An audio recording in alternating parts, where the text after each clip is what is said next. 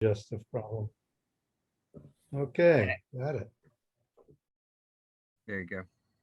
Okay, so helicopter money, or how do you get the money out there to start Okay, with? sure. Yeah, no, good to be here, guys. Okay, here, let me share screen and I'll do a short overview and then we go back to questions and whatnot. Let's see if I can. You guys see this here? Yes. Okay. Okay. So this is a community group outside of Lake Victoria. This was during COVID here, and they created their own medium of exchange. I'll get into how this is done, but basically this was filling a gap of missing national currency, and these were vouchers for their various goods and services that they created. Um, I generally like to talk a little bit about just like, the different concepts of imperialistic monetary systems versus kind of economic commons.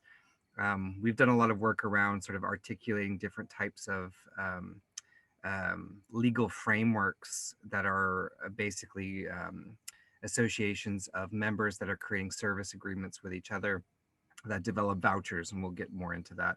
Um, but I don't want to spend the whole time going through these concepts, but we can kind of come back to them later. And I think you guys, you'll resonate with this, and a lot of it's from stuff that you've talked about, anyways. Just briefly in terms of like going back into the history of these types of instruments, we use the term voucher a lot, or credit obligation, or IOU, for what we work with communities to issue. Um, and I'm going to skip over this as well. This is what our team looks like in Kenya. There's a mixture here of like software developers. There are field teams that go out to villages and refugee camps and cities, and then there are office like phone support as well that help people use the technical interfaces. Um, we also have a team that started up in Cameroon, and also some team in South Africa as well now. So this is kind of a nice little triquetra diagram that kind of describes in some ways some basic elements of what we work with. So um, service providers, or a service provider, if it's a group of service providers, we'll generally call this a mutual credit. If it's one service provider, we'll call it a producer credit. But basically, in general, we're working with groups. So this would be like 30 women that are part of, in Kenya, they'd be called a chama. They get together and they develop a legal credit obligation. So they create a legal contract. It's witnessed and signed. We'll get into the witnessing aspect of it later. As a voucher, redeemable as payment for services, such as the provision of energy in the form of charcoal, or I'll give you a few other examples, like bananas. There's all kinds of different things that they'll choose as a unit of account.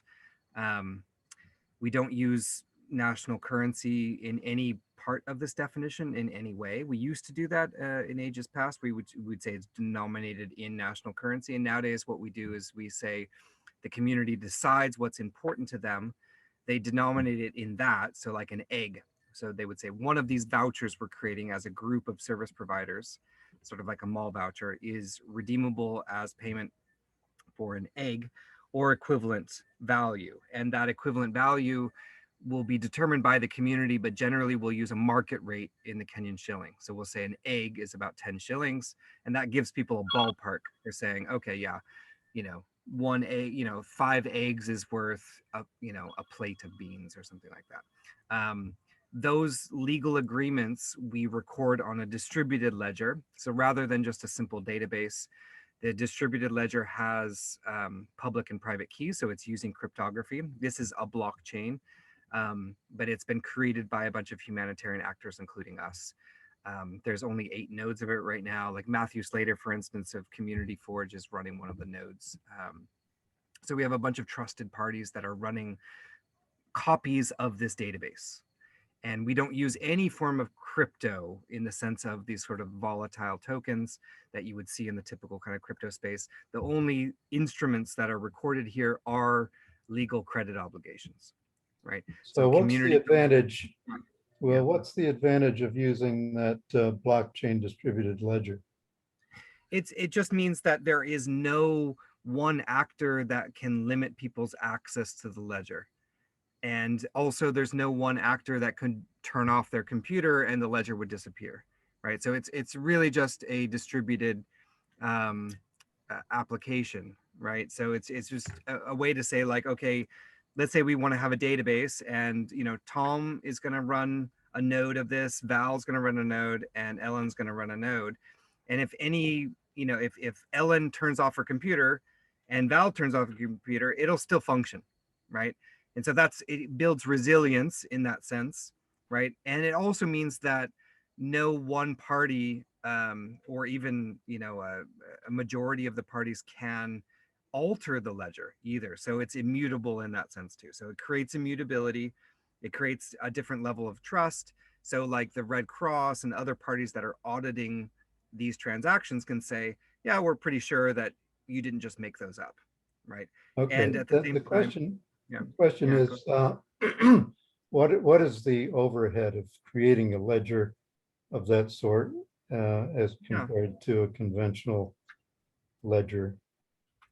Well, they're getting cheaper and cheaper nowadays. But I mean, one node like what Matthew Slater's running is around, maybe $8 to $7, $7 to $8 a month in terms of cost.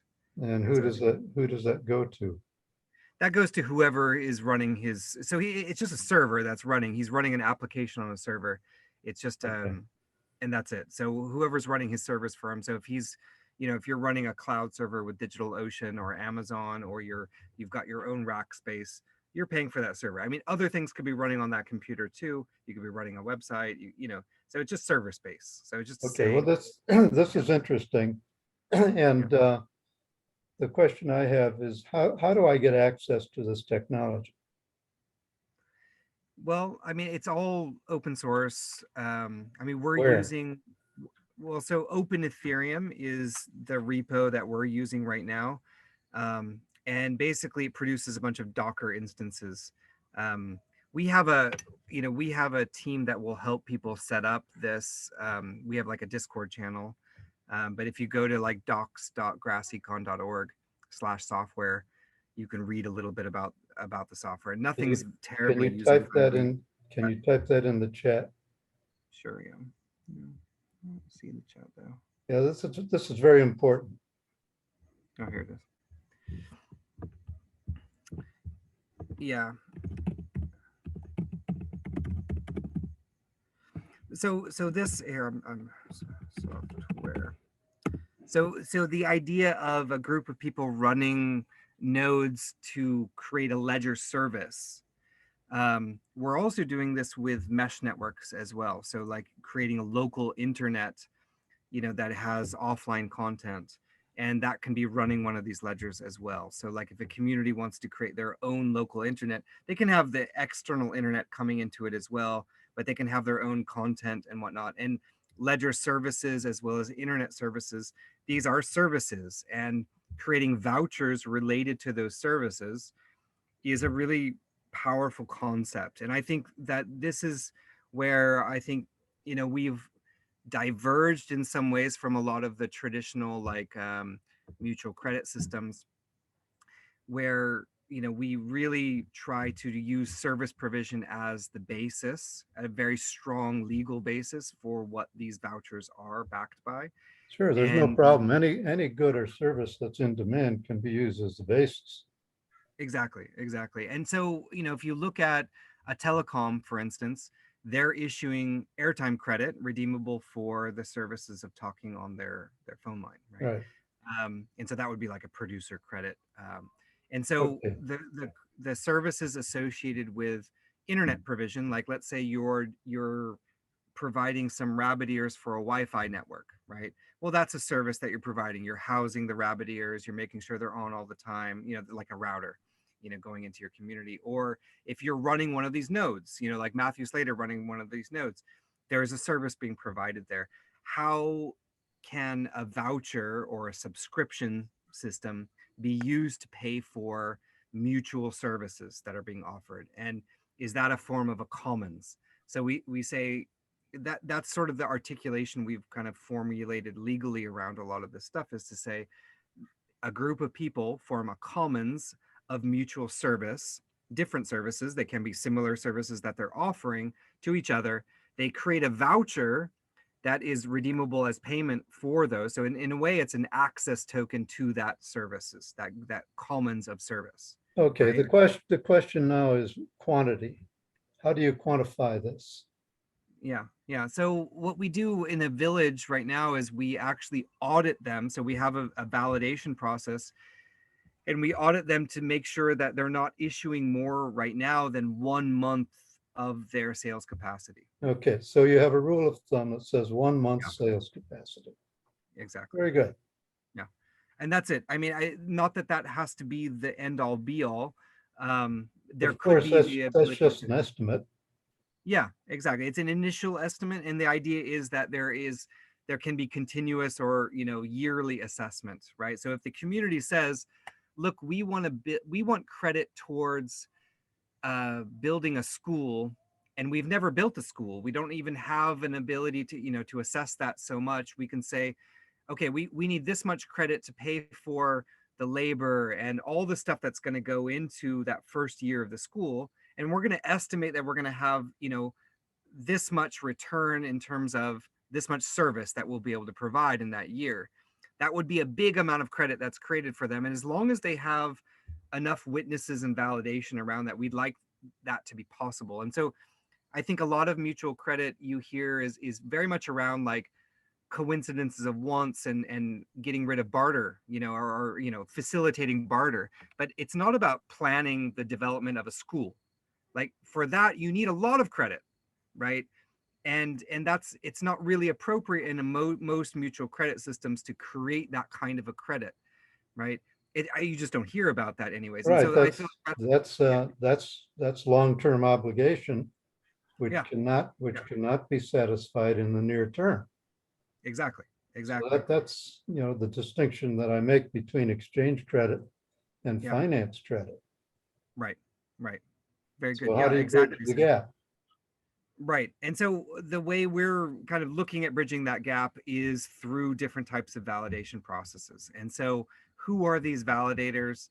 How does that work with the community? And with a distributed ledger, technically, if this is a public blockchain, anyone could decide to say, oh, I want to make a voucher. Every 20-year-old that knows how to use the tech can say, I'm going to make a voucher. But what really matters is, in this case, is has it been certified or validated by anyone, right? Is there any sort of web of trust to say something about that voucher, right? Right. Is it good for anything? So that's a big part of what we're doing right now. We've started working in Cameroon, a bit in Uganda and South Africa, and we're working with institutions there to basically accredit them and say, here's some standards around credit creation, and to create a kind of a certificate modality around this to build up trust around these instruments. Okay, well, yeah, that's fine when you're talking about near-term obligations and the satisfaction of those near-term obligations. As you said, you allocate maximum of 1 month's likely sales. But So can I stuff you? So you start out with, you get to pull out, or you get that much in credits that then you can spend even though you haven't made the sales. Is that correct? Yeah, exactly. So I mean, and to be more specific around that, I don't know if I have no. Maybe there's some slides further around that, but like, let's say this is 30 people in a group of service providers, right? Like, they're all providing various different services like hair salons and schooling and, farming and sales and, transportation and whatnot. And they're all giving themselves as a group, they're all giving themselves, essentially a zero interest credit that's redeemable for their goods and services, and they denominate that in something that's very important to them as a community, like an egg. so they have a local standard. So you could have an egg standard or a banana standard or a Exactly. exactly. lump of charcoal standard. Yeah. And they decide amongst themselves the relative value of those things that they're offering. Exactly. The rule of thumb, I mean, they decide So themselves. basically, and they come up with you're going back to the Yeah. shilling price in the market. Basically we default back to the market value of that thing. So if it was an egg, you would say, okay, that's about 10 shillings, right? And so But what if everyone's it's a haircut? Haircuts here can range from $10 to $100 or so. they're pretty, I mean, there's a lot of standardization of those types of things here. Like a 50 shillings would be like a plate, like a blow dry and plate, for plating some, braiding someone's hair. And so what we've tried to do with all of the different currencies, we've got about 30 right now in Kenya, is that their unit of account is all of them have a market rate of around 10 shillings. So it'll be like an onion, it'll be like, 5 of these equals a plating of your hair. So we basically peg everything softly to a market rate of around 10 shillings. So it makes them intertradable quite easily. So you're still using the shilling as a unit of account, basically. Well, Shilling I'd like to equivalent. say we aren't. I mean, like technically when we create the vouchers and everything, we are saying that the haircut or the onion is the unit of account. But the simple rule of measure is the market value of that thing. Yeah, well, Yeah, it's the but you're same right, thing yeah. that Paul Glover did with Ithaca hours. He Mhm. denominated the currency in hours, but everybody wanted to know, well, what the hell is an hour worth? Yeah. He said, Yeah, well, it's yeah. $10. So, It's true. you're It's still true. defaulting to the political Ag- currency unit. Agreed. I mean, I guess a little bit in But you're terms of, not backing it with the national No, you're currency. not. yeah, It's yeah, not that's what I redeemable. wanted to say. I mean, I guess the It's just confusion a was measure. when we were saying, because we used to, when we did paper vouchers, we would say that they were denominated in Kenyan shillings, straight up, right? We would say, there's a 10 bob and a 50 bob and a 5 bob. We create All right, different so denominations. just Yeah, extend that and say now you're issuing paper currencies denominated in eggs. yeah, People yeah. So that's will what just we're doing. default to the market value of eggs. There's some articulation there around, like, if you say that the denomination is in shillings, quite often people think they're backed by shillings. And so we really wanted to sort of Got make it. that clear to I people understand. Yeah. um, Okay. as well. And also, if in some countries, the market value of an egg might be going up and down because the currency is unstable, All right. right? But an egg relative to a tomato is quite a bit more stable than Yeah. the egg to the shilling or the egg to Okay. the national currency. And so Yeah, there's some that's room reasonable. That makes sense. yeah. So Yeah, So you're on an egg standard or a banana standard, exactly. and the value in shillings will fluctuate depending on the value of the shilling itself. Right. Generally, yeah. I mean, we also want to get into this idea of sort of co-investment or investment into these types of instruments, like divesting from fiat and US dollar based instruments and into utility, right? What would that Sure. look like? So I have a good slide about that in the future as well. Yeah. Ellen, yeah, did you we're want to say- very interested at Public Banking Institute, how you could set this up for a city that would have have some public services that they could back a currency with. So that would be a larger scale. It could be a bus ride, or it could be a Yeah. water service. Right. Energy, any of that. Yeah, exactly. I mean, I think that like a lot of the older examples, like, Wargle and Curitiba and whatnot, were cities, right? Were municipalities that were backing it with municipal services. And we work a lot with, we've been doing some of our legal frameworks with Chris Cook. He's been helping with some of this. And I think you guys might have met him before. And he's very, very focused on energy credits and, basically having vouchers redeemable for kilowatt hours. That would be the denomination, and those could be produced by a local municipality and whatnot, but that could be done with a lot of different municipal services. Yeah. So that is a big push that we're trying to also get governments, local governments and national governments involved in creating vouchers that are tradable for different services that they provide. And I think there's a big opening there for getting governments involved in these types of an instrument, and also including taxation into them. We do a Gessel tax, or a demurrage as well, that goes into community funds that can be voted on to be redistributed. And some of those are shared with local authorities already in Kenya. So there is that element of demurrage or Gessel taxation going into local authorities as well. Yeah. This slide up here was a diagram from Thomas Fleischman from our trade data in 2021, and it was about 60,000 households, are all these dots here, and about $3 million worth of transactions at market rates for these currencies moving around. And we also had some RCTs showing around a 5x multiplier in terms of trade volume within 2 months in these communities. So Wow, we've that's had great. we've had a lot of, and there's just, this is another nice thing about public transaction data, is that a lot of researchers can have access to it without getting any information about who the people are. Explain that trade multiplier. Yeah, so basically this was an RCT. Actually, we're doing another RCT, a randomized control trial right now, but basically this student randomly selected groups of businesses within these trade networks and allocated to them an extra, I think it was something like $10 worth of trade credits compared to other control groups. And she basically observed that they were trading about 5 times more than the control groups. So these were within people already using the community currencies.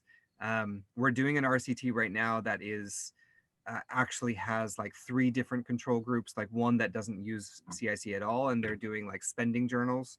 So to be able to compare spending journals of different groups with each other. And also we're looking at like different types of interventions. Like if you had injected cash into the community, what kind of trade multiplier do you get compared to no cash, and also compared to CICs coming in, community currencies. So that will come out in November. This is being done with the World Food Program as well. So there's a lot of current research going on, but generally like being able to show that people, especially when they don't have a medium of exchange, are able to trade more when they're given some type of a voucher instrument. I think we've done a pretty good job with that. We have lots and lots of data around it. I think it's fairly straightforward. I think we obviously there's more and more research coming out. Like Leanne Usher and Caroline Madison are 2 researchers that are doing a lot. Recently, we've started working with or started talking a lot with Luca Fanazzi, who did the End of Finance recently. His book came out. Is that a book? Yeah, there's a book, End of Finance. Kind of like the end of money. Yeah, similar. It's actually really good. It's really, actually, Matthew Slater also did an audio version of it that's worth listening to. He's got some good articulations, very similar to your work. Can you type that in the chat? Yeah. If I find the chat. So I had a question on the nodes and the blockchain arrangement. So you said that you can't change the nodes, or it's all up there. So how do you put in a trade? Like if you do a trade, you and another participant, how does it get into the block or the whatever, the record? Yeah, there's some interface to the blockchain. So every blockchain has what are called like RPCs, which are public access points, and anyone that has access to those can write to the blockchain. So basically what's on the blockchain are contracts, and each contract is basically its own little mini ledger on the blockchain, and it has a list of who owns how much of that contract, right? So how many vouchers does Thomas have? And Thomas would be identified on the blockchain by a public and private key. So there's a list of public keys that identify Thomas, for instance. He has the private key to be able to interact with that, right? And so himself, like as a wallet on that blockchain or an account, it's basically a list of which contracts does he hold some vouchers with. And so the interface in Kenya, we have a system where we work with a local telecom, and anyone, in fact, I think that's probably the next slide here. There it is, yeah. So in Kenya, we build an interface. If you dial this in Kenya, this little service code here, *384 *96, you get a little menu like this, and you can enter which language you want to use. You enter a password, and this creates for you a blockchain account. And the users in this case have no idea that they're using a blockchain whatsoever, right? It's totally, they don't care. I mean, we try to educate as much as we can around the concept, but it's not something that, you know, basically they have an account that's locked and encrypted to this PIN and their phone number. And so this gives them access. So now the next time they dial that code, they'll get a menu like this where they can say send. My Sarafu is actually my vouchers now, where they can select from a list of vouchers that they have. So they could have 5 or 6 of them from different villages and communities. They would enter a phone number of who they're trading with. They would enter how much they want to trade. They'd put their password in, and then both parties would get an SMS with the details of their transaction. So that's what a transaction is. We're building right now some web and Android and iPhone interfaces as well. But right now, all of our users, you know, tens of thousands of people are using this on a daily basis. And so that's easy for your ordinary hairdresser and orange dealer and banana dealer and all that. Yeah. I mean, everyone's got a phone number and entering a PIN. I mean, this is pretty much a copy of the interface for M-Pesa, which is a fiat transfer system within Kenya as well. And so it's So they're used to it. Yeah. Okay. Yeah, exactly. And, you know, as we work on Android apps and whatnot, we're copying a lot of, you know, just what are good interfaces for sending and receiving funds. I mean, we're obviously really trying to avoid any, you know, having to use a 32-digit private key or anything like that, you know, when you're sending a transaction or anything like that. So having human readable, you know, good user interfaces is the goal. This is a good diagram of what it looks like in the community when we're doing, when we're helping them to create a voucher. So this is an exercise you would have known from like time banks with like Edgar Kahn, for instance, where they would go through and just try to map out what is the abundance of that community. How do people connect to each other? You know, what does the economy look like? And really trying to visualize that and understand it. And these exercises are good, even if you don't make a community currency. It's really just beautiful for a community to see themselves how connected they are, and to see that fabric. And then how do you conduct this mapping process? Yeah, so we do a few things, like first of all, just, you know, going around the circle and kind of holding hands, and people just saying what it is that they offer the community, just talking about different offers and needs. We'll usually start this even before this with a flip chart where they'll be writing down, or, you know, some facilitators writing down, like, what are all the goods and services on offer and needed within the community, you know, which ones are local and non-local. And then we get into a circle like this, and it starts with one lady holding a ball of yarn, or this is actually a clothesline. And then she throws, you know, she holds the end and she throws it to someone that she is interacting with, right? Either she's offering a service to, and then that person, so like, for instance, like, let's say this woman here is offering tomatoes, right? And she would throw the yarn to this woman over here, who accepts her tomatoes, and this person is offering a service to this person over here, maybe teaching her children school, you know, like tuition, mathematics, or something like this. This person throws it to this guy over here who is, you know, doing farming labor, and so on. And we just keep going around and around. In super large groups, sometimes we'll have someone in the middle that is, like, if you have more than 50 people or 100 people in a group like this, it gets tedious a little bit to do because everyone's too far apart. So we'll have people in the middle that are like facilitating that, like they're sort of the runners, if you will. And and that's fun to talk about because we call this process here, once you do create a community currency, we call this process braiding. It's a little bit like weaving, but we usually use the term braiding, like you're adding a strand to the braid. Yeah. You're adding a strand to the braid, and it becomes stronger and stronger. Yeah. And then we do, based on that, we start to do role plays. We'll do all kinds of different role plays, but generally we'll use beans as the community currency.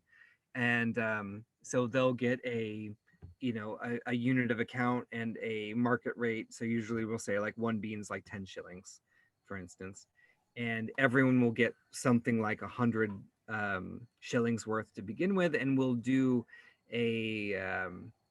some rounds of trade, right, within the community, and look at what happens. And this is an example.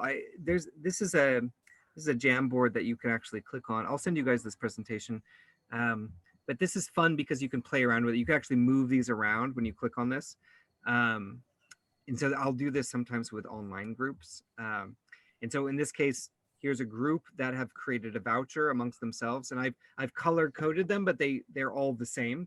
It's not different vouchers. It's like, this is one community group that's created a mutual credit. Each person has committed a certain amount of goods and services behind these vouchers, right? And so that's what, so there's 5 fish here worth, they're worth 20 shillings at market rate, and so here's 10 vouchers worth 100 shillings. The same with water and whatnot. And then we'll go through several rounds of this to simulate what could happen in the community. And let's say Roy gets up to 500 and Will down here is at 0. How do they clear that? Like, what happens as a result if Roy ends up with too much? And so one of the things we do in the community is make sure that, like, we're not trying to tell them all the answers or anything like this. Like, they're supposed to come up with the problems and solve them as they design so their own. you're talking here about settlement. Yeah, exactly. So settlement, and that's a really common topic. I mean, other people will ask, like, they'll say, okay, if I accept these, how am I still going to buy my imported goods and services? There's a lot of frequently asked questions that come up through this process that it's really nice. Yeah. So you have a FAQ file? We do. I mean, not that people are necessarily reading that, but it comes through in these games quite a lot, and so we can answer them in the game. So Sure. For instance, here, I mean, we can talk about demurrage and community funds here. So if Roy ends up with a lot, he's basically being taxed on that, and that comes back to a community fund, right? So he can choose to do that. They could decide also to sell these vouchers in kind or for cash outside to other parties outside their group, right? And so that's something that's very important as we move forward. We can talk more about that, but yeah. Will, Yeah. you said the question, how do I pay for my imported goods if I accept these vouchers? What's the answer to that question? Sure. Yeah. I mean, one thing is to think, like, to start from the idea that, this was a created voucher, like Pia here, for instance, selling water. She created these vouchers. So within this group, there's intertrade. She's only obligated within the group to accept usually double what she created, right? So if she started with 100, she can accept up to 200 quite comfortably, right? And then she ought to be able to spend those back into the group. And so there are limits to how much people should be accepting. And if you're someone outside this group, you weren't an issuer at all, well, you have no obligation whatsoever to accept it, full stop. And generally we teach people to accept them at some, percentage of their profit margin, right? So if you really want to accept these, you're outside the group here, you're someone, just volunteering to accept these, you weren't a creator of them, you're not obligated, you don't have a legal obligation to accept them back, then you're usually accepting them as a percentage of your profit margin. So if your profit margin's 20%, you might accept it at 10% of your sales, and generally you're accepting as much as you can spend back into the community. And for these guys inside here, the idea is that they're selling these productively, right? So they needed flour, right? So they're spending these or selling them, if you will, for the flour that they would have bought anyways, right? They're selling them, or they're selling them outside even for Kenyan shillings. So just in the same way that like a a telecom sells airtime credit, like Vodafone or Verizon, they sell airtime credit, right? They're not ever worried so much about accepting back that airtime credit unless they've oversold too much of it. And so this is why we really limit how much they're able to create in the beginning. We say, don't, so ideally this amount that Pia created shouldn't be more than a month's of her sales revenue anyway. So she's over collateralized in terms of her services and goods here. So, to boil it down, small amounts, first of all, in the first place, not accepting more than you can spend. And for the issuers themselves, those are the ones that, as they sell these into the market, whether it's in here or outside, they're the ones obligated to redeem them. Other people are accepting them for, marginal rates. Yeah. So, the idea for a voucher you start with a voucher. A voucher is just, a trust-based instrument. And for a voucher to become a currency now is that people trust it so much that they'll start using it as a medium of exchange, a general medium of exchange. So we don't start with the idea of currency at all. We start with the idea of a voucher and creating trusted instruments, right? So if everybody really needs this water and they really trust Pia, then, Pia becomes, and this entire group can act as, a backer of last resort because it's their voucher that they issued. And the rest of the community might start using these as a general, medium of exchange, especially when there's no Kenyan shillings or other mediums of exchange. Yeah, so you have trusted issuers that promise to deliver real value. What happens when Pia runs out of water, though? If people are counting on that for their future water needs, let's say. Yeah. So good that there were multiple backers to this, right? So if this was a producer credit and Pia was the only backer, right, for this, this is one currency that we're looking at here across all of these groups, all of these people. If she was the only backer, right, like let's say it was Verizon airtime credit and you bought a bunch of Verizon airtime credit and then they go bankrupt as a company and they don't accept it back anymore. I mean, you can do your best to, have a lawsuit and whatnot, but it's good that there are other backers here. And we also, just beyond that, we have 4 levels of mediation as well. So there's the group itself, right? They have a chairman. You can go and file complaints with them. There's the village elders, which are part of this as well. There's an assistant chief, and then there's a chief. And then above that, it can go into, actual legal recourse because they've signed a legal agreement saying that they will redeem this for water. There was an audit done to make sure that they had enough water, that they're actually selling water. So there's several levels of recourse around it. And ultimately, there's also other backers, right? It's not just Pia, right? So all of these guys, so if you've got some of Pia's vouchers or, the community's vouchers and Pia ends up running, a dry or whatnot, well, it's the responsibility of the rest of them to chip in and make sure that they're accepting those vouchers. Yeah. And can you give an example of how it's used as a currency? Yeah, well, so there's within the group, there's the, essentially counter trade where they, Pia is able to now, oops, here, click on that. Can you guys see this Jamboard here? Yes. Okay, good. Yeah. Oops, I didn't want to do that. So for instance, here, I'm gonna scroll up a little bit. So in here, so Pia is going over to Roy and saying, look, I would like some of your fish.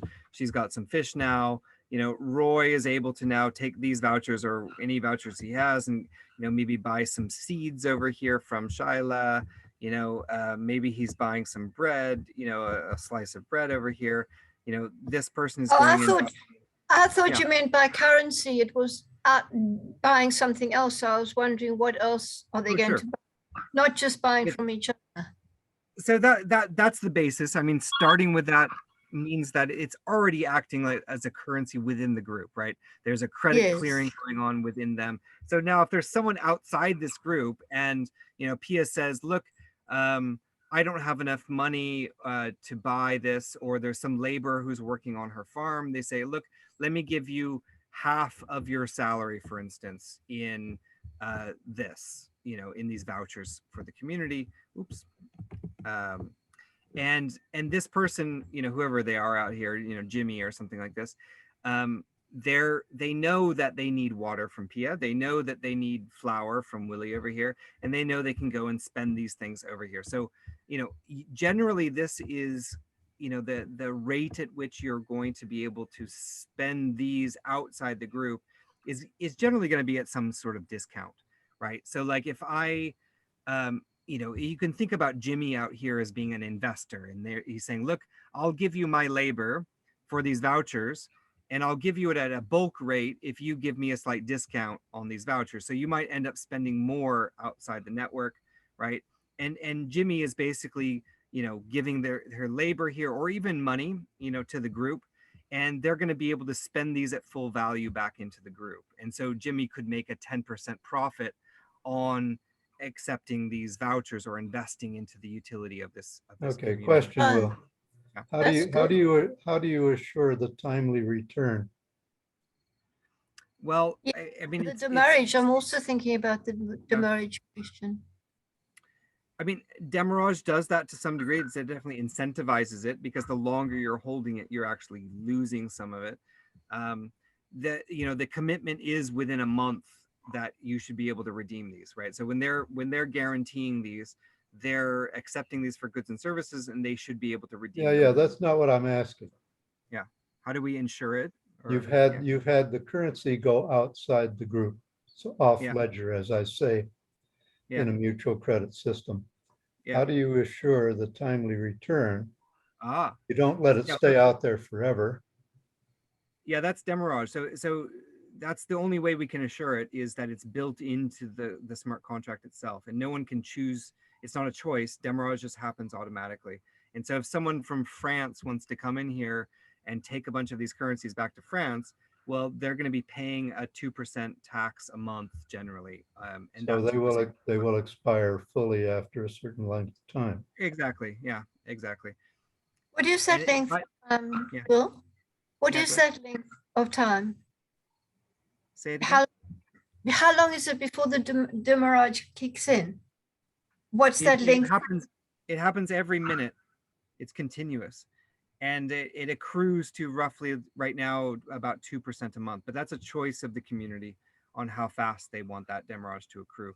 But it's not like So it doesn't expire. It never. Does it expire completely at some point? Because you mentioned it about going into community projects when it expires.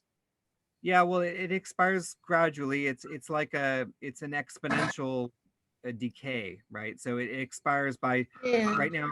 It accrues to 2% a month of expiration, and that goes. And is that is that about 6 months or so, and it'll expire completely? Or no, more like 3 years.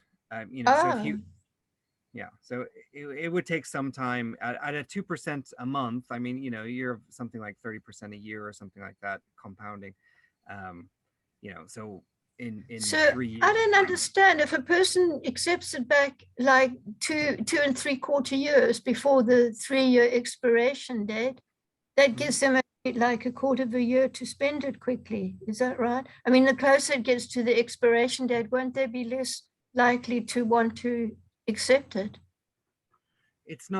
There's no cutoff for expiration at all. Like it literally, it's like if you have 100 in your wallet, it will, at the end of the month, you'll have 98 if you haven't used any of it, right? And if you've sent some of that 98 to someone, the demurrage is just continuous. No matter every minute, however much you have in your wallet, there's a very small little amount that is going out of that wallet, right? It's okay. constant. Well, I think what Val is asking, and my question too, Joe, who's not a member, who's just a casual user who accepted the currency, is seeing the value decay over time. Yeah. So Joe has had this currency in his wallet, let's say for a year, and now it's worth maybe about 80% of what it was originally. If he wants to spend it with somebody else who's outside the group, how does Matilda, who's also outside group, know how much this thing is worth? So the number value has dropped, not its intrinsic value. So literally, if he had 100, and after a year now he's got 80 in there, right? Now if he transfers that 80 to Matilda, she's got 80. Okay, I see. Got it. Okay. Yeah, so there's no cutoff. You're losing a small amount from your account continuously. It's not like the value is dropping. It's just that the number that you have is dropping. And Yeah. like, I mean, the US dollar value is dropping by what, 7 to 9% a year. Galloping now. Yeah, I mean, How about the it, South African rand? yeah, it could be that the rates of these are, at 2% a month. That is a lot compared to, let's say, even the US dollar. So some communities might decide to put these in, in different ways. But so far, the 2% a month has been nice because it's a tax that helps pay for some of the community projects. And these groups generally are also collecting national currency into a community pool as well.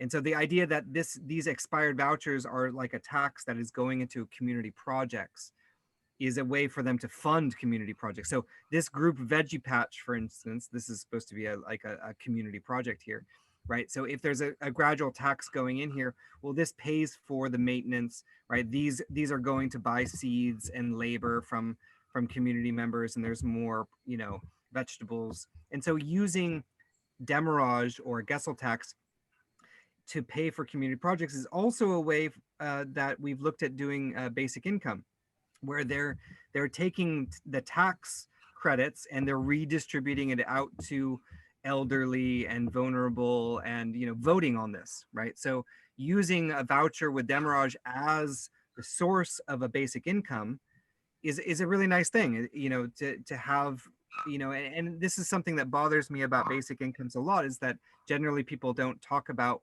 where does it come from, and they're generally just talking about issuing more fiat money. Right.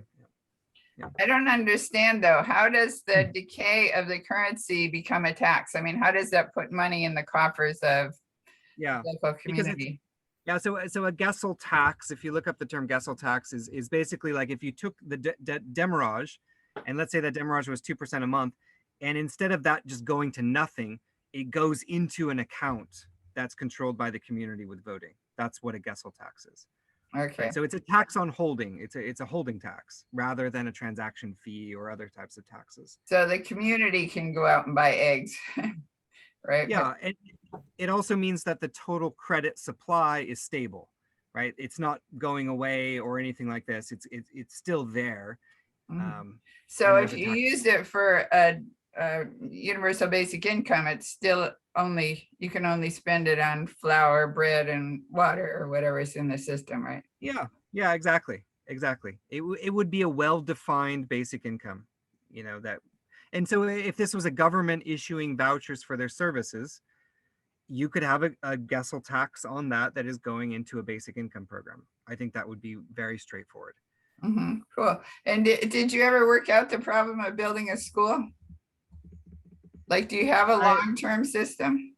Yeah, I mean, the most vouchers we've issued so far in a community group is, on the order of like $500. So not really. I mean, the biggest projects that people are building for these are things like, I'll show you. Oh, oops. Here, I have some slides here. Like this is the kind of stuff that we're doing a lot of, where they're doing community farms. And so, bootstrapping the funds to pay for the community farm, right? To pay for all the inputs and whatnot, and have, in a voucher that's redeemable for the food from that farm. That's been very straightforward. So that's about the level that we've gotten to in terms of feeling confident and, making sure that this is something that, the community is really willing and able to do. Yeah. Well, what's the time frame and delivery of the farm? Yeah. So in a good farm, I mean, depending on the soil quality and rains, we're talking 3 months for delivery of your first set of vegetables. So that's still within the range of short-term finance. It is. So we haven't gotten into long-term finance yet, but that is kind of the goal, and is to push more and more into that sort of systems, and building trust as a result of these, as we go along. Yeah, well, the way to do long-term finance is in the form of vouchers that Fixed are. term equity that- share. Wait a minute, Val, I'm speaking. Okay. Is in the form of long-term obligations, like you might call it a mini bond. Yeah, yeah. So, I put in my labor to help establish this farm, and I get paid in mini bonds that aren't redeemable until 6 months or a year down the line. Yeah, agreed. Val, did you want to chip in? No, it was right. I interrupted. I was just saying something from Tom's book. He mentioned there a fixed term equity share. Yeah, that's what I mean. Yeah, I'll show you something in just a second about that. I put this slide in just because people often don't realize we're surrounded by vouchers and different types of credit instruments, credit obligations all the time, and that these are perfectly Your voice has fallen off. Can you speak a little louder? Oh, sorry. How about now? Is that better? Oh yeah, Test much better. Thank you. So yeah, like we're surrounded by voucher types of instruments and legal, credit obligations all the time, and they're perfectly legal. And so, we've done a lot of legal due diligence around whether or not you can accept payment in a voucher in countries around the world, and basically, it's totally legal, right? So it's a nice to have a real basic framework for what these things are, and we've kind of just settled in on voucher. I mean, there's other instruments that we're also working on creating that are more like equity shares and things like that. Even certificates as well, where a certificate is really a data object. So if you give someone points, for instance, that's not a credit obligation. It's just a certification. Like if I want to give you a certificate saying you planted trees, well, we can use that data for lots of things. So there's a lot of different stuff we can build on ledgers around different types of instruments. Just real quick on like how we work with humanitarian actors is that humanitarian organizations also use vouchers all the time. I mean, they'll generally go in and create some kind of a voucher redeemable for flour, for instance. And instead of that, what we're trying to do is work with these humanitarian organizations to acknowledge the vouchers that already exist in communities, like community currencies, and work with the community to build their capacity or purchase some of those vouchers and then distribute those out to refugees around those villages. Yeah. And so the village itself becomes the aid vendor, and they're building the capacity of that community to help the refugees around them. And Very good. It's been wonderful. Yeah, it's been a real eye opener for a lot of these big organizations. It's changing the way that they think about development. Instead of just airdropping euros or dollars or whatever onto the communities, Yeah. they're more invested into the circulation. They're tracking circulation. They're really interested in, actually seeing a local economy develop, and even understanding what is a local economy and how do they function. And so that's been really positive. And that's where, these are our main clients, if you will, and they are subsidizing a lot of the costs right now for some of the technologies and working with the telecom and whatnot. And so a lot of the ways we've been able to do what we do with impoverished or marginalized communities is through subsidies from the Red Cross, for instance. Yeah, I applaud you in being able to get these ideas through to them and get their support. Yeah. I mean, a By lot the of it's- way, would you mind if I share this recording with a few associates? No problem, guys. You can share it with whoever. Joey Rennert is one of my associates that has done a lot of work with different aid organizations over the years. You may know him, Will. Yeah, I know Joey. Yeah, I haven't talked to him for ages, but yeah, I remember also, he did. done something in Thailand, was it, or Philippines or something? Philippines, I think. Here was the comes last Matt. one. Here's Mhm. Matt with us. Oh yeah, nice. Also, I've lately been in discussions with Sharif Abdullah, and he's had a long association with Sarodavaya in Sri Okay. Lanka. Okay. Yeah. Yeah. Sri Lanka needs some support for sure. So yeah, let's see what else I've got here. I mentioned this a little bit. This has been sort of a backstop for us. Like in going into communities, they often don't necessarily have a lot of service capacity. They might be food insecure to begin with. And so a lot of the, the imports that they're needing are food. So if we can do regenerative agriculture, rebuilding soils and whatnot, that's been a really just go-to and a nice basis for the service industry behind, or, the community Yeah. currency. Yeah. Yeah, I mean, this is a typical community group, where they're coming together. Generally, they'll have like a weekly market day where they all come together. This book here is also recording their balances. So when they do meet, they do record their balances and they do actively seek settlement. Right. So if someone has, if Tom, you've got a high balance, and Ellen, you've got a low balance, like they're actively saying, like, Ellen, you've got to do some work on the community farm, or you've got to do some service for Tom, who's got, a higher balance than you. So that credit clearing system, I mean, the demurrage doesn't do it all. They're really, I think that's a piece that's often missing in a lot of systems, where people just assume that credit clearing is going to happen or settlement's going to happen, and it doesn't Yeah, necessarily. this is the brokering function in commercial trade exchanges. Exactly. Yeah. Yeah. Exactly. So that's important. This is a good video. I'll share these slides with you. This is just looking at certification, right? So like if you're a community group, like let's say this is your currency, and you're able to track that it's went through trades in education and food and water and environmental services like tree planting. Well, there's a lot of rich data there that a lot of like the World Food Program or UNICEF or other parties might want to reward you. And so like creating certificates, right? So this is just a certificate. That's all it is. And a certificate in this case can have a lot of data attached to it. So I can have all the proofs of these transactions. I could have all the proofs that these are actual people. I could have endorsements signed by the Red Cross to say that this happened. So all of this could be just, like, Tom, you've made a wonderful voucher, and this is all the impacts that we've seen in your voucher. It's been endorsed by these people. You could hang this on your wall, Tom. Like, it's just a nice thing. But it's also something that can be digested by like the humanitarian sector or the local government to say, oh, wow, like you're doing the things that the UN has a docket to support, right? Yeah. Like you're fulfilling all these SDGs. Well, why are we paying Red Cross or these other middlemen when we could just be supporting you, right, to do this stuff? So certification is an important concept, and having endorsements and whatnot is important too. And so the blockchain data gives us a lot of fuel for validated endorsements, validated certificates, right?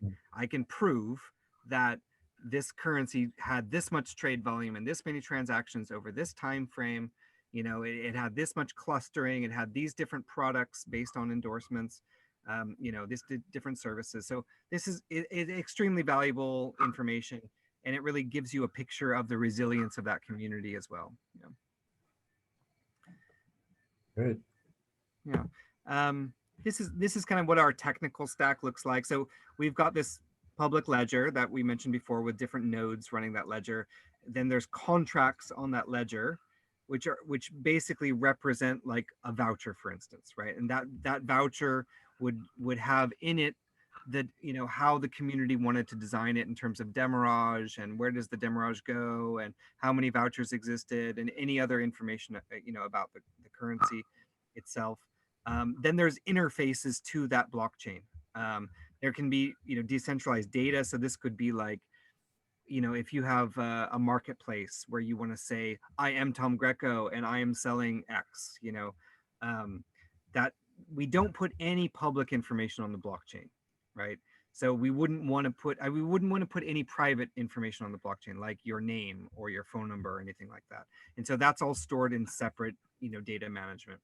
But then there's interfaces to all of this stuff. And so the USSD one we showed you before with the little feature phones, that is one track that accesses this. But anyone could create an interface, right? So that's the idea of a public ledger. It's like anyone could go on a bicycle or walk or drive to the public library, right? There's no limitation on how you get there, right? You could create all kinds of interfaces to it. And so no one can stop you from accessing your accounts or your contracts, right? They're more secure in that sense, right? There's no database someone can just turn off, and there's no way to stop people from getting access to them, right? So as long as I have the right technology to do that. Exactly. And that technology here, this is this interface layer, and there's a whole bunch of open source wallets that are out there already. We've been building, systems like the USSD thing to make sure that people have access in other ways. And then we're working on other kinds of easier to use public interfaces. So like a very simple Android app, or, websites, or, iPhones or chatbots, so you could go into Telegram and you could access it through Telegram. You don't even need, an Android phone. So building more and more and more robust and simple open source interfaces that anyone can run, right? That is attached to ledgers that, again, anyone could also run these ledgers and make the blockchain more and more robust. And so that's it. I mean, we're not tied to this particular blockchain. It's something we've started. We'll probably end up on a different blockchain or a different architecture in the next year or so, because there's so much good stuff out there and there's a lot of change going on all the time. But we're happy here for now because we don't have to pay gas fees to some, basically private industry blockchain to do this stuff. So we've moved blockchains about 4 times now. I mean, this is, you always get into one and then they start increasing gas fees over time. The gas fees is like your access fee to that blockchain. And so finally we just said, forget it. Let's just make our own version of this. But we're still using open source tools called Open Ethereum right now, which is not publicly supported anymore. There's not a lot of programmers working on it anymore, so we might move to another architecture like Cosmos is an interesting one as well. There's a whole bunch of them. As long as this can be a service that is operated by a community, that we're not being forced into buying vouchers, from, some kind of auction mechanism. Or coin. Yeah. Yeah, exactly. Right. So, we couldn't use Ethereum. It's way too expensive itself. So we had to, we basically created a kind of a clone of Ethereum here that's just run on a few ledgers. So you said that, go ahead. Sorry, you said there were lots of good options, other options out there. What were you thinking of? Like, what do you think looks good right now? I like so Tendermint and the Cosmos software development kit. It's called Cosmos, and it just has a very simple layer where it's very simple now to connect this local blockchain that you create into a network of other blockchains. And so that's handy because there's going to be lots of different ledgers out there in the world. I mean, the idea that there's one ledger to sort of rule them all, I think most people have gotten away from that idea. And, there might be some sort of organically chosen ledger that everyone likes, but I still might want to create a ledger on a mesh network in the middle of a village that is not connected to the internet at all. And I might want to choose how I connect it to the internet. And so the idea that there will be localized or purpose-driven ledgers, I think I kind of take that for granted at this stage. I don't really look forward to any sort of like one ledger that is the right ledger anymore. And so having systems where ledgers can easily have protocols to connect to each other becomes really important in that architecture. And so let's say Red Cross is running a ledger, and maybe this bioregion's running a ledger, and this Venezuela is running a ledger with the government, and how do we connect and have protocols between ledgers becomes really important. And Cosmos has done a lot of work around that already. And who knows in the next 5 years. I mean, one thing that we've protected ourselves, is that we've never gotten locked into any particular ledger. So we've been able to take all of our users and migrate them to other systems. And that's very, very powerful, because otherwise you can get incredibly trapped where you're now stuck in this infrastructure, and the people running that infrastructure might start increasing fees on you, and that's generally their profit model anyways. Yeah. So Yeah. yeah. Well, that's been really informative. Thanks, Will. Yeah. I maybe as a final one that's interesting is this is one way that this is a very convoluted slide. Let me just start on the left here. So we have a group of community members. We call this kind of a trust economy, where they are creating a supply of vouchers that's redeemable for services. Okay, that's like the community group. This is their supply, and these are the services that are backing it. We have some level of demurrage. There can also be other types of contributions into community funds. And then they're voting on where these funds go into proposals. And generally these are, right now, this right side doesn't exist at all. They're using those for things like regenerative agriculture or helping local elderly and things like that. So we're sort of imagining, well, what if we had a fund that was full of DAI is a stable coin. It's against the US dollar. So let's say you have a fund of US dollars, and this could just be, and this is a crypto version of a DAO here, but it could just be a company that's holding a bunch of US dollars. There are shareholders that are voting on where to spend those US dollars, right? So if you have an impact fund or a hedge fund or a holding fund that says, okay, we want to vote on spending those US dollars or investing them into commons or service capacity, how would we do that? Well, could some of that money go to increasing the services created by these community groups? Yeah, And building as a result, capacity. yeah, exactly. Could you build their capacity with those dollars? And as a result, could you hold some of their vouchers, right? Could you hold some of their future utility? Would that be a form of an investment? When would that be a form of investment? So asking all those questions is something we're working a lot on. And if you were, like, let's say you were holding, we have a voucher as Grassroots Economics, it's called Sarafu. So Sarafu is our voucher, right? Each community has their own voucher. We also have one. And that voucher is redeemable for our services as well. So we have a market that we're creating for that needs to use those vouchers for a lot of the services we provide. So that is, training, that is auditing, it's a lot of the interfaces, it's phone support, all the stuff that we do as an organization, we have a voucher for as well. And so if you had an impact fund that wants to support these types of programs, and you don't want to just be a donor, could you help us with developing software? Right. So we need $100,000 to develop better software and to make better interfaces. It's all open source. And as a result, you would get some of those vouchers, right? Let's say $100,000 worth of those vouchers or more, right? And what would you be able to do with those? Well, could you attach them to or resell them to a market that needs those vouchers? So can we create those markets that make the resale of those vouchers lucrative for, this investment fund? What would that look like? And so this is where we're just kind of playing around. This is very like embryonic stage of thinking about what these things look like. And so it's just an interesting concept of, sort of how do we divest as well from the commodity economy, right? From US dollars here into instruments like these, right over here. And how do we create the networks that connect hundreds of thousands of different types of vouchers to each other?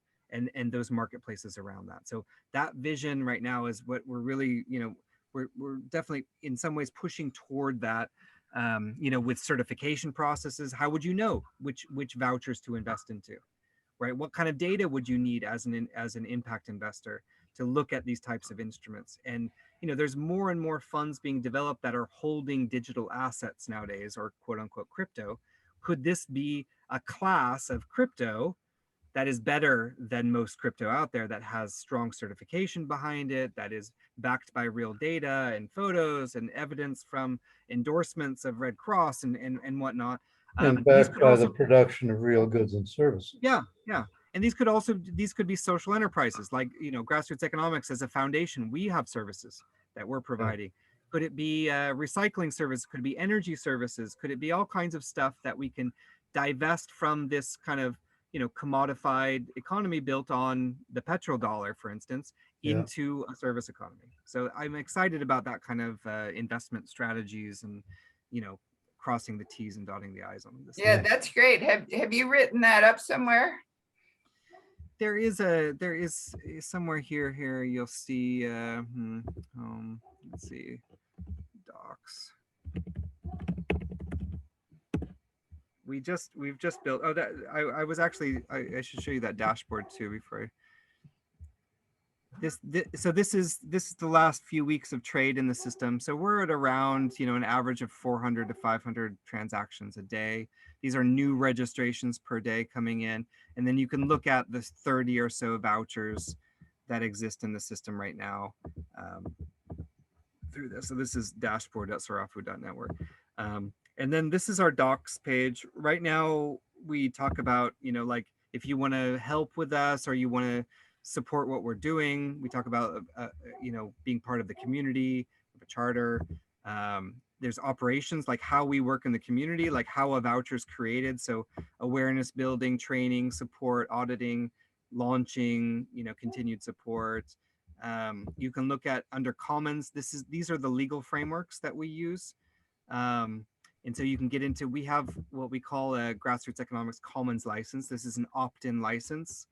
So if you're a community group and you want to have, clear rights and responsibilities for how you issue vouchers, like what are the roles of everyone involved in service provision around this, we have an opt-in license that you can use. It's like an open source license, for instance. And we also have, how you create a voucher. This is like a typical kind of agreement that a group can go through.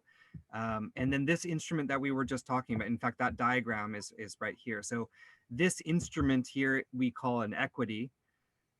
It's different than a voucher, right? An equity instrument is generally something more like a share.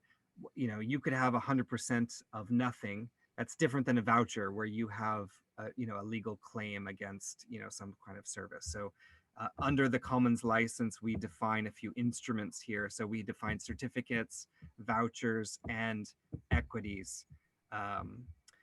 And so that particular equity that we're working on right now is sort of defined in brief here. I mean, it's really just a work in progress right now. We hope, by the end of the year to have a working example of this up and running. And we're doing this together with a group called the Common Stack. And they have a really nice process and cultural build around how to define this type of an instrument here, this kind of equity instrument. And what we're bringing to it is this left side. So we've, they in the crypto world, they would call this a DAO, a decentralized autonomous organization. But what we call this, this could as easily well be called a DAO as well. So there's, different kinds of organizational structures that can be created with voting systems and community funds. And this one that's holding US dollars, in some ways is very similar to what's on the left here. And so connecting this right to left it's an exciting realm to be in right now of just saying, well, how do we square the circle? Yeah, well, you're trying to tap into the conventional investment market. Yeah, and divest or, kind of recycle that money into something that's actually positive. Kind of this, Yeah. like in permaculture, we say, spread it, sink it, slow it, in terms of water. So if, there's some way that we can take, conventional finance and use it to create regenerative economics here on the left, I think that's really powerful. And we're already we've been doing this a lot with, like, the humanitarian sector is coming in and already acting in this role in a lot of ways already. We're using conventional money to build a lot of the stuff we do already. Yeah. And Well, Will, Go ahead, Val. No, you go ahead because I was actually going to change the subject. Okay, well, Will, you've done an amazing body of work here, and I'm wondering, you talk about we. Who is we? How much help do you have in Yeah. conceptualizing all this and developing all this and creating it? Well, okay, so I mean, I showed you the picture of our team there, and so that's that's the sort of the core team that's working on this stuff in Kenya. Um, I mean, we've got advisors like yourself, Tom, but I would say that you know we're trying to branch out. What is that we? Um, I mean, even in just designing this this equity instrument on the right, we're going through and defining who is the community around grassroots economics, the foundation. And if we're creating this this DAO or this equity instrument that is meant to bring in a lot of people that are going to add investments, who is the community around us? And we have a lot of advisors like yourself and like Chris Cook and Ethan Buckman and Michael Zarg, some of the people from the maybe more on the crypto space. We've got a lot of people from the humanitarian space that are the innovation teams from Norwegian Red Cross, like Adam Bornstein and Norwegian Red Cross. We've got Lars there, and there's this sort of loose framework right now that we hope to come in and even with a lot of those like the past donors we've had and sponsors, to bring them into this type of an equity instrument and get them to be the board of it, right? So like there is a like the shareholders of that equity instrument would be everyone from our staff to past advisors and donors, and sort of like starting to define that. So it's been a fun process. I mean, we're just in the beginning of that right now, of just saying, well, what does that look like, and trying to with the foundation itself, there's part of us that's focused on certification and training. There's part of us that's focused on software development. And there's part of us that's just focused on last mile, like bringing this out into villages and helping community groups. And then this whole like a pipeline of how do we make this work in India and Burma and wherever else in the world. What does that look like? I feel like we're just on the edge of that type of growth. I mean, not Yeah. to and not wanting to grow in any sort of hierarchical way, but wanting to maintain standards, wanting to make sure that things are done well in other places. Yeah, well, in conventional terms, I'd be looking for an organization chart that shows rights and responsibilities and skills. Yeah. I mean, so right now we've got a a management team, a group of directors of the foundation that are wearing huge numbers of hats right now. We're very still. I mean, this group, we've got about 20 people. Most of it is field teams, and they're the ones doing a lot of the training and certification and whatnot on the ground. But we've got a small dev team of 3 people. There's not much else to it. I mean, like in terms of, all the operations we're running, it's basically what you're looking at right there. And a fairly flat hierarchy. I mean, we have Monday morning meditation and meeting as a group together, on phone as well, if they're not, around where we are. And we've just started to certify and work with consultants in Cameroon right now. So they're doing this independent of us in Cameroon, but with our kind of certification and guidance around it. But yeah, Well, what I mean, happened in South Africa? Back with Bergrivier and Kokstad in 2015. Why did they fizzle out? well, I think we tried to train a group down there that was going to facilitate these groups in. This was with the paper vouchers, like about, I don't know, 6 years ago, and they were Yeah. going to facilitate training and working with these groups in Kokstad and Bergrivier.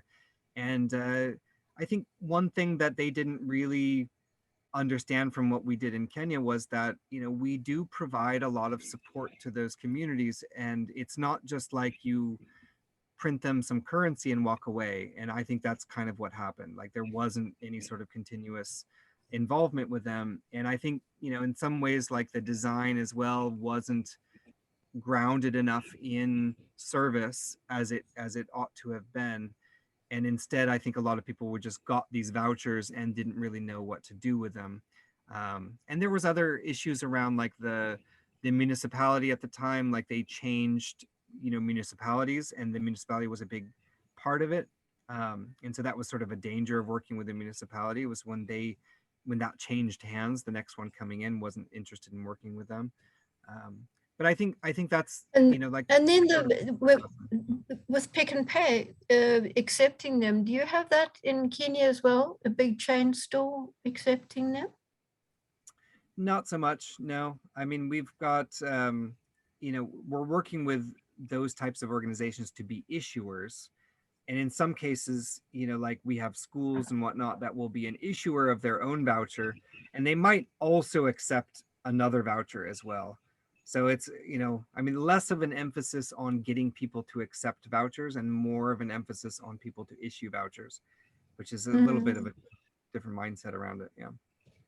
Because when I was reading up on those two, Corkstad and Berg Review, that it said, one of them, Corkstad, said that, well, Pick and Pay, it would just get stuck with them. They would accept it, you know, and then it would just get stuck with them.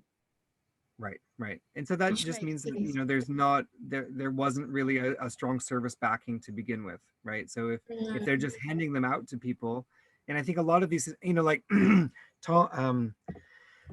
Tim Jenkins, for instance, you know, with CES, you know, you know, if you apply for CES to get talents, he will accept you into the group and he gives you 1,000 talents. And, you know, there's very little, like there's no commitment really on that side. And so you've just got 1,000 Rand worth of credit within the network, and you can spend that anywhere you like. And so if Pick and Pay were to accept talents, well, I'm sure 1 million, you know, people or so, you know, would end up trying to Well, spend that's what you call an airdrop. Exactly. So a lot of these You systems, did. You did drop at one point, didn't you? A person could just call a number and get like 100 Sarafu, I think. well, we still do that with Sarafu. We do 100, 5 Sarafu. So you get 5 Sarafu when you first create your account. And that's us as a nonprofit basically saying that we're willing to give our services out to those people. So they come together as a group, as like 20 people will come together, and they'll spend that Sarafu back on our services. And so that's one way we do our training. So that's kind of a training token, and it is backed by us. So I mean, it's slightly a different scenario. So I guess I must have picked it up wrong, because I picked up that all you had to do was call a number and you'd get 100 Sarafu at some point before you went to these individual digital CICs. You started digital Sarafu that someone could just call a number. Have I got it all muddled up? No, we did have a period in like in early 2000 where we only had the one voucher that was being used in the system, and we were basically dropping that on people. But what we were doing in community groups with the Red Cross is that they were buying those vouchers off of community groups. So this was kind of a stopgap in about 2000 when we were rewriting a lot of the software. Okay. But I So wouldn't recommend that at all. back to Tim Jenkins and his platform. I think that's one of the big problems that he's had, is you have a network of diverse kinds of nodes, and some of them run up huge balance of trade deficits. And he showed me that in Salt Lake City when I met up with him, I don't know, it might have been a dozen years ago now. And I don't think that anything's changed in that regard. So I'm hoping it has, and I'm hoping he'll come up with a better allocation process. Yeah. I have two questions. Maybe you wanted to comment on that? Okay. No, I Okay. maybe just to comment, like, yeah, airdropping was, like even the small experiences we've had, it's something to very much control, and it's, it causes and creates a huge amount of imbalance and stagnation, and in every iteration that I've seen it, and a lot of the people that are doing like kind of UBI type programs as well, have the same kinds of problems. So having it come from clear legal credit obligations with modes of mediation, treating it like a commons, I think is really important. And yeah, anyways, it's been a hard lesson learned every time we've kind of dipped our feet into that airdropping kind of mode, to realize that it's just, it sounds seductively good because you can get a lot out there very quickly, but it doesn't really help the situation. It creates a huge amount of problems. Yeah. So when you set up these original contracts, what's the contract look like? Like, say I'm a lawyer. I was in a community currency once and I offered my services. And I mean, I didn't really want to do, I didn't want to do law for $10 an hour. But anyway, I didn't get any takers. What happens if people don't, or what kind of commitment are you making? Yeah, so like the amount of credit that we're allocating in the groups, generally we'll take the smallest amount, the smallest commitment that anyone can offer in the group, and that's what everyone gets. And so if I mean, we have had groups that have like a scale of like 2 to 1 or 3 to 1, where like the highest is 3x the lowest. So we're trying to minimize the difference in terms. So if you're a lawyer and let's say that a month's worth of services, the least in the group is a street sweeper, and so, and let's say the credit is allocated in street sweeping hours, right? So we would never say it was, it wasn't denominated in hours by itself. We would say hours of some service. We'd be specific about what service it is, and you would say, well, a street sweeping hour in market rate is 1/10 of what I would charge in an hour, right? And so let's say the street sweeper says I can do 100 hours in a month. That's how much I'm willing to, offer in terms of commitment. And so you would say, well, I can only do 10 hours then of my services. So you would say, 10 hours of LN services are available on this at this rate compared, so I'll accept, 100 street sweeper hours, for my 10 hours of my service in that case. So in other words, everyone there is trying to have their commitments on par with the lowest, or at least close to the lowest in the group. Otherwise, if you're going to create vouchers just specifically for your legal work, you might as well, in that case, if you're going to create a huge amount of them and you end up with 90% of all the credit and everyone else only has 10%, in that case, you might just want to create your own producer credit. You would just say, well, these are just LN hours. And you might just give them out to people if you wanted to. But we're trying to avoid that type of, if you're in a group, there should be some sort of, like range in which you're allocating your value to each other. Well, say you agreed to give X amount of hours in a month, but what if you have no takers? Is there any way that that's enforced over time? No, I mean, other than you're still going to be demurraged that amount. So you're, So you're basically taking out credit, is that right? Like you're taking X amount of credits and then at some point you have to pay back. Yeah, okay. Yeah, so everyone in the group, in our case, they start with, let's say, 100 street sweeping hours, right? So everyone starts with that, and you're not obligated to spend them whatsoever, but they are being taxed as you hold them into a community fund. And and so that would be something you as a group would have to decide on. Do you want that at all? It's not a must that you do it that way. So so if nobody ever spends them, they're being taxed into the community fund, and you would vote on where they go. So you But could just sit there with Ellen, them. and correct me if I'm wrong, Will, from what you said at the beginning, everybody who's participating is an established seller of something that is in general demand. That would be Oh. ideal. Yeah. So if we did those games, the thread games and the bean games with you, and nobody wants your services ever, well, maybe you don't belong in that community. Maybe that's not your community, and maybe there's some other thing maybe you could do, some childcare. Maybe you could, Yeah, well, that there could wasn't really my question. I just really didn't understand how, like, you're basically taking out credits, right? And how, in what way are you forced to pay back those credits? How are, okay.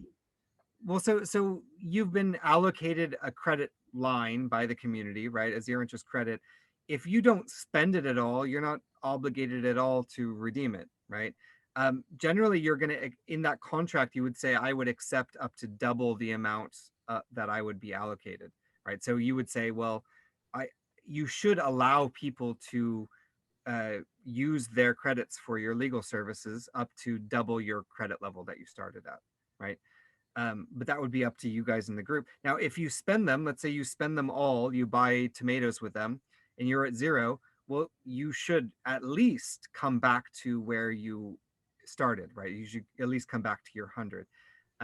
And if you don't, then there's several levels of mediation there, or conflict resolution that can happen. So ideally within the group, there can be external mediators that are assigned as well to deal with conflicts, and up to the point where there can be a lawsuit, basically saying, it's like you have an invoice, right? So if I paid you X amount of money, and you gave me an invoice saying this is redeemable for tomatoes, and you never deliver the tomatoes, yeah, I can take you to small claims court, right?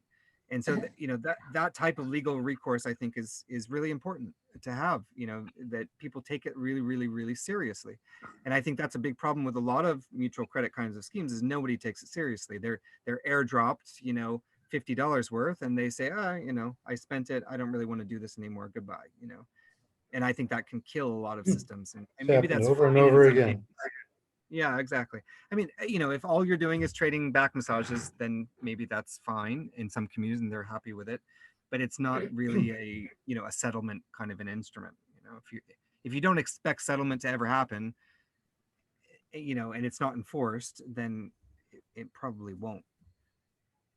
No, well, you were talking about using bonding curves for all these different CRCs so that they could trade I could trade with a CRC in a B community also. How do you do it now? Because you mentioned you don't use bonding curves anymore. Well, I mean, we're headed back into that realm to some degree, but like what we do right now, it's just you have a multi-voucher wallet, right? So within your wallet, you can hold as many vouchers as you want. And if Ellen says, I'll accept one of your Val vouchers, and she'll give you an Ellen back for it, well, that's fine. It would just be up to you guys to do that, right? So it just voluntary exchange. There could be Tom, who has some Val vouchers and Ellen vouchers, who will act as an exchange for you, right? That would be Tom just deciding to do that, right? We would have no way to control Tom deciding to act. Say I'm in another community for the day and I need to go buy a sandwich. So do I just pay with my CRC from my community, and they have a CRC there?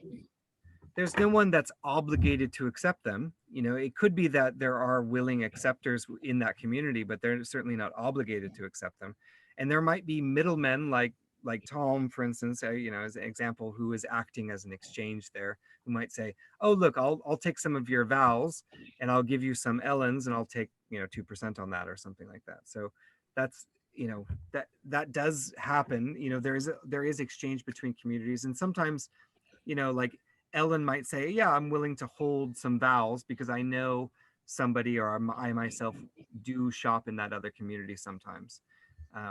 And what we're trying to do in this sort of investment architecture is get people to invest into bridges and connections between vouchers. So investing in liquidity between vals and LNs, for instance. So if I am willing to buy some vals and some LNs, I can put them onto an exchange that does allow easy flow between vals and LNs. So creating those pipes that connect all of these vouchers together is still something that we're headed back into. But the way we had used bonding curves originally was in a way to force people to have a certain voucher to begin with as like a collateral, and then that would be bonded to the voucher that was being created. And so that and it was it was confusing for user experience, and we didn't really want to force people to hold some sort of other voucher before they create their own voucher, right? Like we don't want to force people to have US dollars as collateral to create their vouchers. That's fine. It can exist. Okay, I'm what we're gonna trying have to do- go soon. I think we've Yeah. covered a lot of ground and probably enough for today. Yeah. I did have one other quick question, sorry. Has the Kenyan government attempted to tax your exchanges? No, I mean, we're not Or I mean, your we're not doing any exchanges. income, to I mean, the income of people in that currency? Not yet. It's very confusing for them to do so. And even in like in the US, like to tax you holding some cryptocurrency is almost impossible. And what they do is they would tax you if you're converting it to national currency, right? So, and that's the same as like if you're selling a voucher, an Ellen voucher, and that Ellen voucher happens to be on a digital ledger, it doesn't really matter. If they can see that income coming into your bank, right, they're going to ask you to tax it, right? That's just normal for any type of an instrument like that. So if it's being held and circulated in, the ledger system, that's one thing. But if you're actually accepting national currency for it and going back and forth in national currency, that's when you enter the taxable realm. And there's a lot of precedent for how that's existing in the crypto world. And I think it's the same in the voucher world, right? If you're selling bus tickets, yeah, how is that different? That's just a prepayment, for the bus ride, right? So why wouldn't that be just as taxable as selling bus rides, for cash rather than the bus ticket? So I think what we're trying to do is utilize these other types of taxation and basically say that if you can track that, you can actually show the government that you already did pay a tax, right? And if some of that tax did go into community works and whatnot, you could actually already write off some of that taxation for these instruments. So creating really easy systems for a business to say, yeah, this is how I'm accepting a community currency, and here's all the information that goes into my tax forms at the end of the year for this stuff. I think that's super important for it to work in a place like the US. Okay, great. Well, this has been All really right, thanks, informative. Will. Cheers, guys. Yeah. Yeah, thanks for having me. Excellent. Okay. Talk with you. Thanks, Val, for organizing. Yeah, thank you Yeah, so much. thank you. Will. Carry on with your great work. Yeah, it's amazing. Are you the only person on earth who's doing this, aren't you? I'm gonna stop the recording now. I think. If I can- Okay, and you'll send us the link. I will.